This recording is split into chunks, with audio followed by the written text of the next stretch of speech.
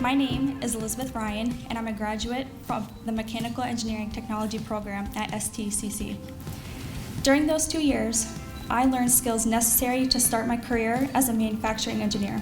I had to work my way up from an intern to a junior engineer and now an associate engineer. But if you would have told me back when I was graduating high school that I would be responsible for an entire manufacturing floor consisting of hundreds of machines and a variety of processes in just 2 years from high school graduation, I would have probably laughed and turned in the other direction. I had no idea of the opportunities that I would benefit from once I started at STCC. I wasn't thinking about attending a 4-year college. In fact, I didn't even try to apply, despite my guidance counselor's advice. All I knew is I didn't want to have tens of thousands of dollars in student debt, and I wanted to start working in an industry that I had a passion for as quickly as possible. STIC made that happen for me. Before my 3rd semester, I had a summer internship at Pratt & Whitney.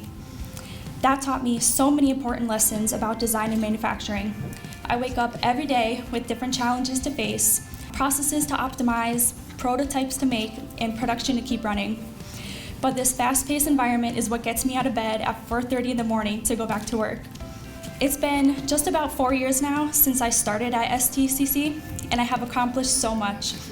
I found a career I'm passionate for, juggling work full-time and going to school. I've bought a 2-family house at 22 years old and started volunteering for a few different educational boards.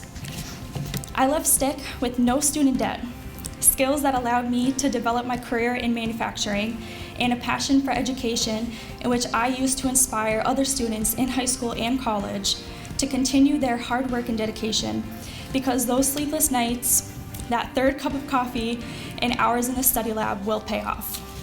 Elizabeth Ryan.